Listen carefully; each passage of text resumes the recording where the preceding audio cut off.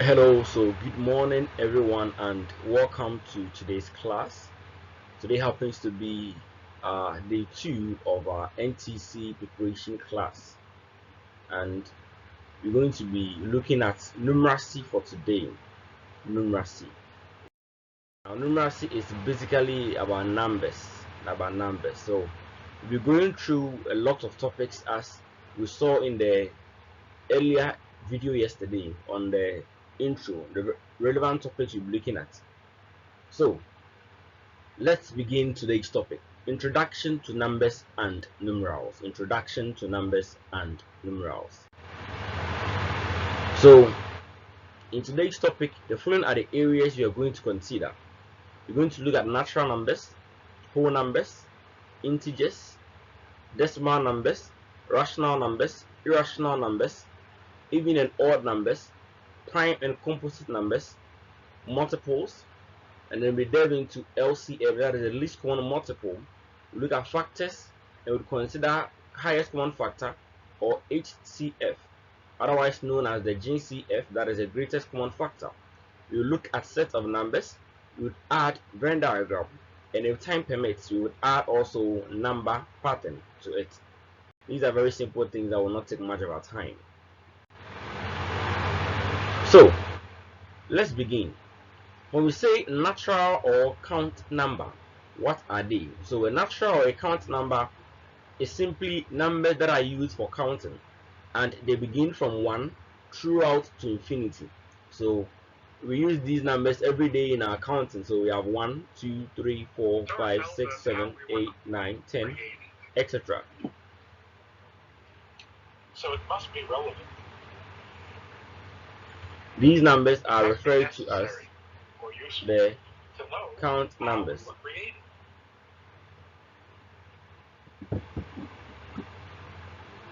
Next is to look at whole numbers. So whole numbers, that's that. Whole numbers begins from 0 to infinity. So whole numbers are count numbers, a blend of count numbers, but each time around they begin from 0. So 0, 1, 2, 3, 4 to infinity are all whole numbers. Then next is integers. So integers simply contains 0, contains negative numbers as well as positive numbers. So you can see we have -3. It's actually from, so the negative continues, is to infinity when it comes to the negative side. So we have -3, -2, -1, 0, 1, 2, 3 to infinity. So a mixture of positive and negative numbers with 0 are referred to as integers. Now next we look at is decimal. So when we say a decimal is simply any number that contains the decimal point. So you can see the decimal points here. Let's say decimal points here. There are lots of examples. You can say 0.007 also is a decimal. Now we have rational numbers. So rational numbers are simply numbers that can be expressed as fractions. So if a number can be expressed as a fraction, it is a rational number. Example, 1 on 2 is the same as 0.5. Likewise with a 0.007 I just wrote can equally be written as a fraction, and that would be 7 on. Now here move 1, 2, and 3. So we have 1. Then how many zeros can we move? 1, 2, 3. If you're not seeing it clear, let me do it this way for you. Let me change my pen. So now let's jump. 1, 2, 3. It means that we need to add 3 zeros. My yellow is not so clear. Let me use the blue. So we have 1, 2, 3. Because here with the jump, so it was 1, 2, and 3. So we have 7 on 1000 as a representation of the same number, 0.007. Next we have, now irrational numbers are some numbers that can be expressed as fractions. So that is the opposite of rational numbers. Now we have even numbers. Now even numbers are simply integers that can be perfectly divisible by 2. So when a number can be perfectly divisible by 2, it means you can divide the number by 2 and there will not be a remainder. So we have 2, 4, 6, 8. Now I know there's a game that a game that ladies often play when they are young, so they say 2, 4, 6, 8. So ladies, that's very game you play. It's a game of even an odd numbers, so they try to leave a regular interval. Now next is odd number. Now odd numbers are simply numbers that cannot be perfectly divisible by 2. That means that when they are divisible, when you divide them by 2, there is always a remainder of 1, and they begin from 1, 3, 5, 7, 9, 11, etc. So it goes on to infinity. Next, we have prime numbers. So what is a prime number? Now a prime number is simply a number that has, so any number that has only 2 factors.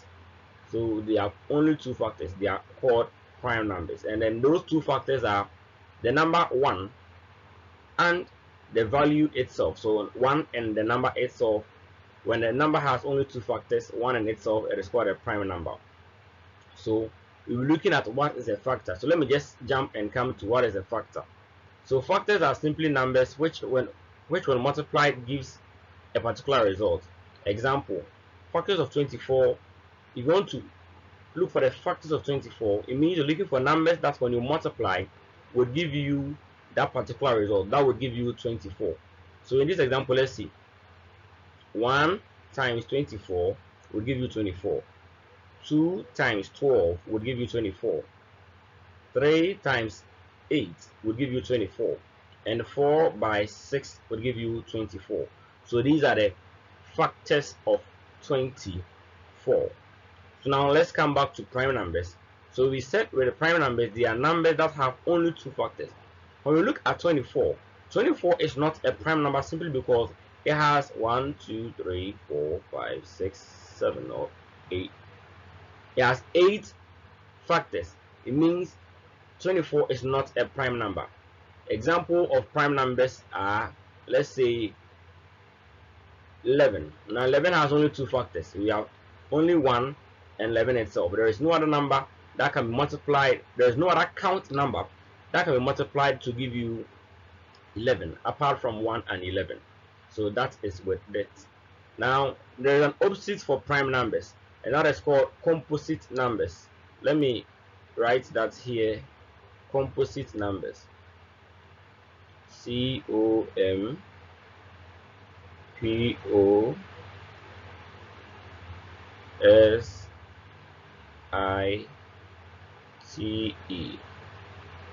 So composite numbers. Now composite numbers is the reverse of the prime numbers, and these are numbers that have more than 2 factors. So example is 24, or just look through these. The numbers left out are all composite numbers. So we have 4, we have 6, we have 8, we have 9, we have 10, we have 12, we have 15, we have 14. All these are composite because they have more than 2 factors. Next we're looking at is multiples. Now multiples are simply the results when a chosen number is multiplied by count numbers. Example, I choose the number 7. If I want to find the multiples of 7, it simply means that the results I'm going to get when I multiply count numbers by this number 7. So count numbers, you know, they begin from 1. So 7 times 1 will give you 7. 7 times 2 will give you 14. 7 times 3 will give you 21. 7 times 4 will give you 28. 7 times 5 will give you 35.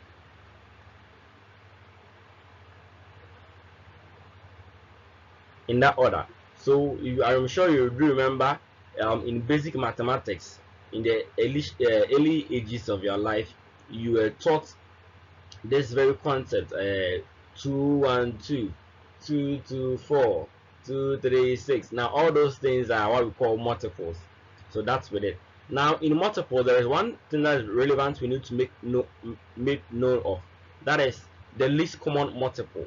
Now, under least common multiple, you'll be given 2 chosen numbers, 2 given numbers. So in this example, you realize we are given 6 and then 8. Now the question asks you, to find the least common multiple. That is, when you take the multiples of 6, multiples of 8, which one is common in between 6 and 8? Now, of those common numbers, which of them is the least of the common numbers you see? So in that case, we're going to do it this way. So take 6. What are multiples of 6? So let's go. 6, 1, 6. 6, 2, 12. 6, 3, 18. 6, 4, 24. 6, 5, 30. 6, 6, 36. 6, 7, 42. 6, 8, 48. 6, 9, 54. 6, 10, 60. Now it continues on and on and on. Since we're looking for the least common number, we should not really waste time going so far. Now let's come to 8. 8, 1, 8. 8, 2, 16. 8, 3, 24. 8, 4, 32. 8, 5, 40. 8, 8, 48. 8, 7, 56.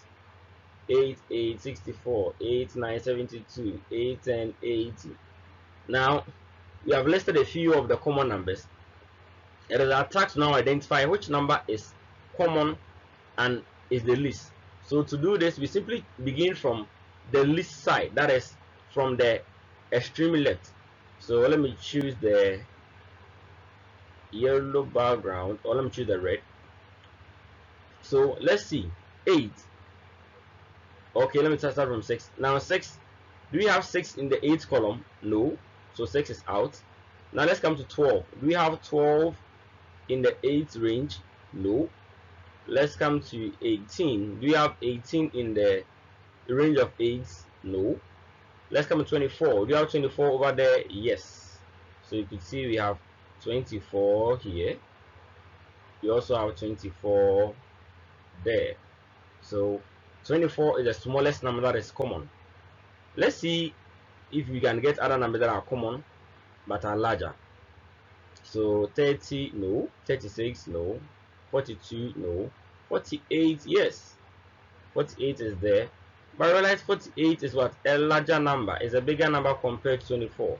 So the right answer is what? 24. So that's why we have our LCM to be 24 over here. I'm sure it makes sense to you. Alright. So we looked at factors from before. Now with our knowledge in factors, let's now consider highest common factor, or HCF. Now highest common factor is just like the LCM, the largest common number among a given set of multiples. So example, you have 24 and you have 32. Now please pardon me, let's make a correction over here. Let me cancel this. So the largest common number among a given set of factors, not multiples. So cancel that, and the right thing is factors. So factors,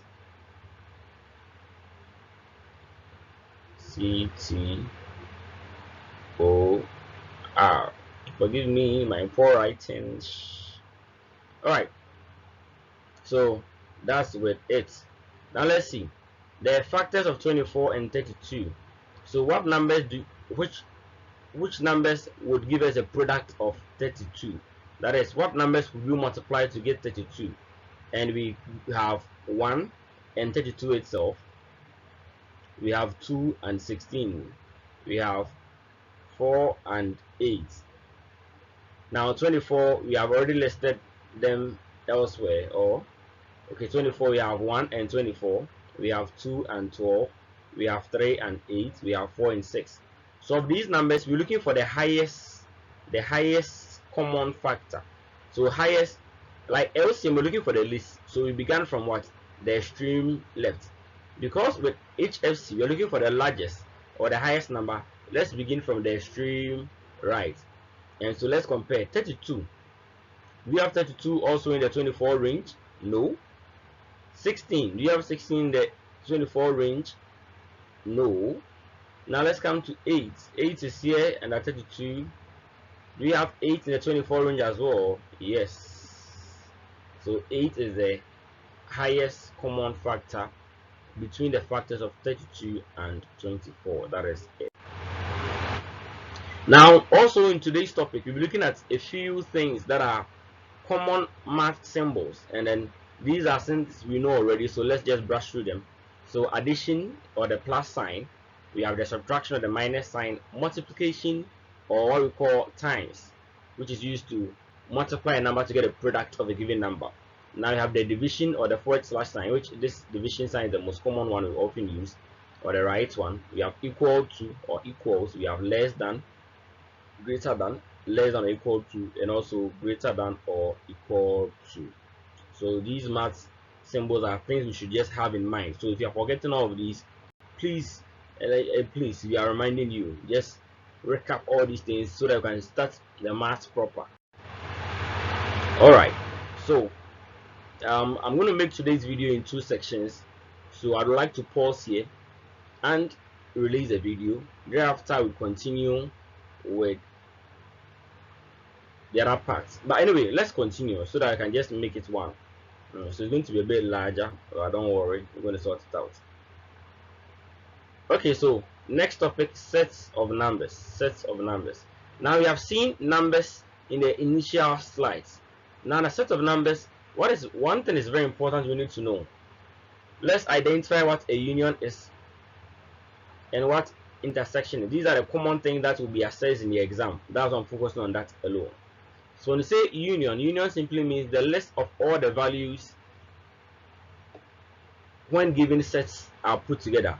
So when we are given two different sets and we want to put them together, you see you have found the union. And within a given set, if there is a number that is common in A and in B at the same time, or in A, B, and C at the same time, those numbers are called, if you want to find those numbers, we usually call intersection. Intersection, where they meet, where they intersect. So then it's represented by the symbol N, just like N. And then the union is represented by the symbol U. So now let's try a question and see. In the question we have set A represents multiples of 4 less than 20. So if you do remember, what are multiples? So multiples of 4, we have 4, 8, 12, 16. Because the question said less than 20, so it should not be up to 20. Then B also contains even numbers less than 20. Now let's list even numbers, you remember. 2, 4, 6, 8, 10, 12, 14, 16, 18. Less than 20, so 20 is not included. Now if you want to look for the common numbers, the intersection between A and B, as the question says, find A intersection B. You're going to have, is 4 here in A and B? Yes. So 4 is here, you write 4 there. Now let's go to 8. We have 8 there as well, so 8 is here, 8 is there. We have 12 there, 12 is here, and 12 is there. Do you have 16? 16 is here, 16 is there. Now there are no numbers in A, so there can't be any intersection between A and B. So the A intersection B is simply 4, 8, 12, and 16. Now question 2. Set A contains prime numbers below 30. Set B contains odd numbers less than 30. Let us try to identify them. So let me solve it here. Now set A contains numbers less than, prime numbers less than 30. So prime numbers less than them, if you do remember, we have 2, we have 3, we have 5, we have 7. 9 is not a prime number, so we move to 11. We have 13. We have 17. We have 19. We have 23. We have 29.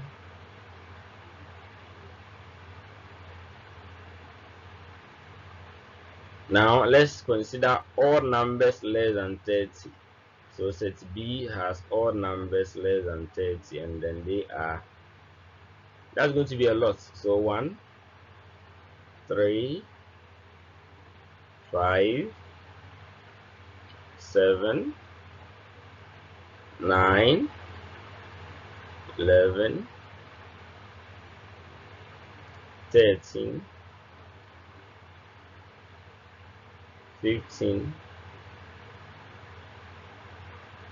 But please, if you are writing this, please make sure you put the commas. I don't want to add the comments to make my work so tedious.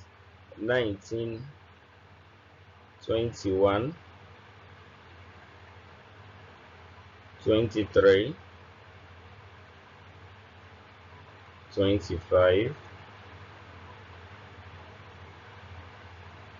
27, 29. Okay, so we now have the values for set A and set B. Now the question I is find A intersection B. So what numbers are in A and in B at the same time? So let's check. We have 2 in A. Do you have 2 in B? No. So A 2 is not part. We have 3 here and we have 3 there. So 3 is part of it. So the first is 3. Now we have 5. We have 5 here as well. So we have 5 and 5. So 5 comes. We have 7. Also have 7 here. So the next number 7. We have 11. Do you have 11 there as well? Okay, so here is 11. We have 13. 13. So please you listen to me. I'm giving you a guide. We have 17 here, 17 there. We have 19 here, 19 there. We have 23 here, 23 there. We have 29 here, and we have 29 there. So you can continue the list as now that the values would be for A intersection B. Now next, if you want to find the union, it's going to be A union B, and that's going to add all the numbers between A and B. And that's it begins from for A union B. The values are going to be, I'm going to list all for you, so please 1 because 1 is in B. Then let's see 2 would come, then 3 would follow, then from 3 the least number there was 5, so 5 would continue, then 7. Now it would be going to be like this. So put all the numbers there together. Alright, so the next is Venn diagram. I think at this point the video is getting too long, so I'm going to pause here and do the next video for you very soon. So we're going to start from this very Venn diagram. I'm sure it's okay. If you have any question, you can put on the page and we will address it. Thank you so much.